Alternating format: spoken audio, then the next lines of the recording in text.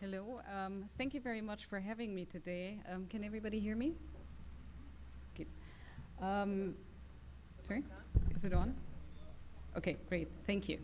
Um, I have 12 seconds to make an impression on you. And that is probably what you're going to remember me by. I like all things small. I like looking at architecture through the lens of nanotechnology. So I like looking at construction materials molecule by molecule. A nanometer is a billionth of a meter, and our fingernails grow 1 nanometer every single second of the day. So the time that it took me to set up the image here, your fingernails grew by an increment that is already beyond what we call the nanoscale. So I think there is a lot of power in this very particular scale, because we can actually design materials that have a very specific behavior. We can make them performative. We can make them perform work for us, and we can design buildings that make use of that.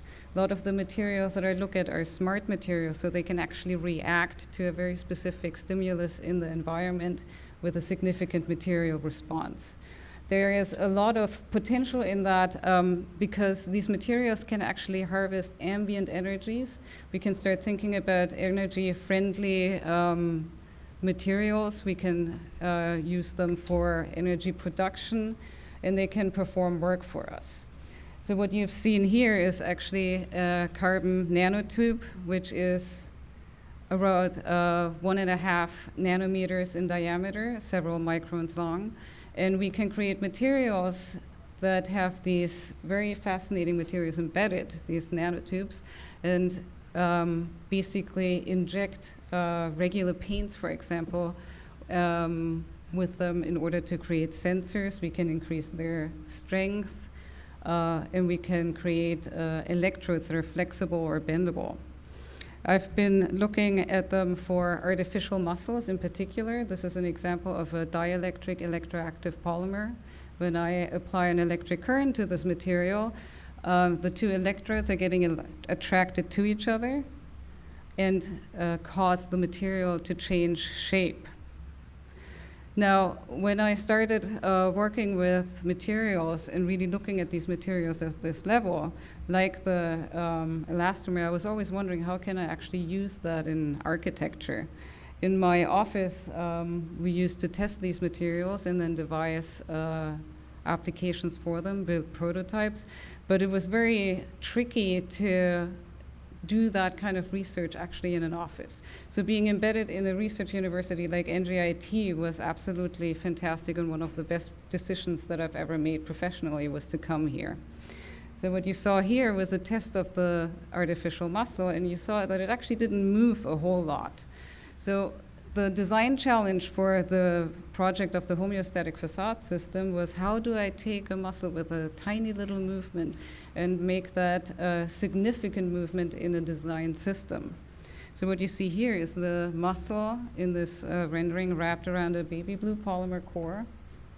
And when the muscle is activated, that tiny little movement can actually deform the actuator and create a significant movement. This material is extremely light and can simply be adhered to a facade system. The silver electrodes for the product that we've been using is highly reflective. So we can not only block light in this facade system, we can also guide it deep into the buildings. It can be activated at any point, so it gives you an extremely high degree of control in order to either allow light into the building or block it, allow solar heat gain to warm up the interior environment, or to deny it for cooling purposes. Now, when we start thinking about how much glass we actually use in architecture, these kinds of materials are going to be very interesting to look at, because we need to be able to control our environment completely. Here you can see a mock-up of one of the early prototypes. And you can see, actually, when you look into the inside of the leaf, how the silver electrode is corroding a little bit. And that was one of the shortcomings that this design had. even though it is absolutely fascinating to work with these cutting-edge materials, sometimes they're not entirely ready for architecture quite yet. So after a while, what happens to the electrode when we look at it again on the nanoscale, you can see how it is actually failing. As soon as you have a failed electrode, you don't run the electric current through it anymore. The electrodes are not becoming attracted to each other anymore, and your muscle just simply died. So this was one of the frustrations that I ran into. Like, I was looking at these new emergent materials, and they were not always quite as wonderful as I hoped they would be. And this is when I started thinking about really collaboration. And I very much appreciate your comment, Nancy, from earlier, how we need to turn STEM into STEAM, but that was definitely branded by another school. So why don't we turn it into teams? Because we actually have to collaborate, and we have to collaborate across many disciplines. And embedding architecture and design into the STEM fields is going to be essential. So rather than becoming discouraged by this example of failure and failed prototypes, I became encouraged to actually collaborate with the STEM fields.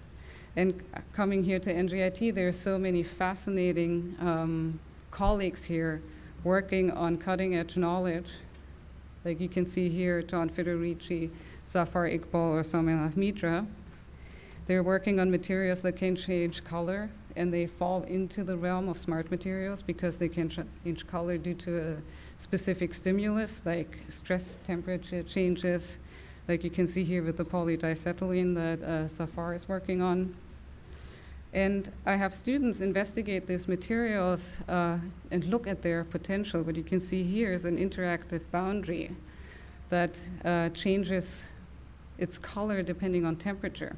So as soon as you start interacting with the screen, it turns from a black surface to a translucent surface.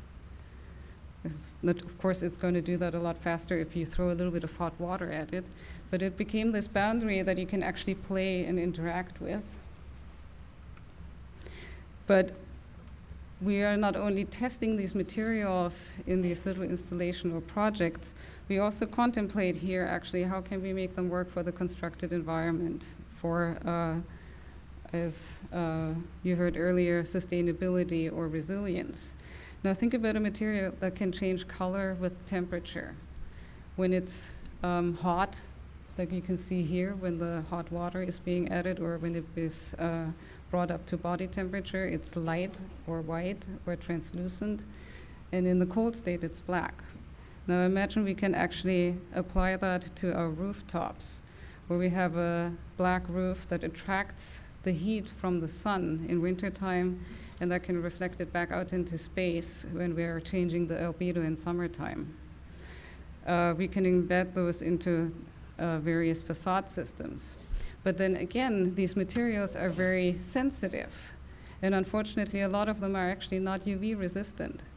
But in collaboration with the STEM field, we can actually say to our teams, I need this to be UV resistant. I need to be able to actually apply them outside. And then together we can figure out how to do that in order to create architectures that are highly controlled, all at the material level without the need of actually expending any more energy in the system. And we could counteract the heat island effect that we experience every summer here in Newark and in New York City, actually quite significantly. We can create new materials like flexible batteries that Som is working on, Soumya Mitra, and embed that into flexible and stretchable systems, for example. And I wanted to share one last preview, like a couple of images. Actually, Lauren is one of my current students, and we are looking at soft robotics for architecture. So she worked on this very early prototype. And in the remainder of our semester, we're going to explore how we can actually make these soft, stretchable, flexible robots in architecture perform work for us. And we're going to embed emergent materials into these stretchable and flexible systems and really test the potential of new and emergent technologies. Thank you.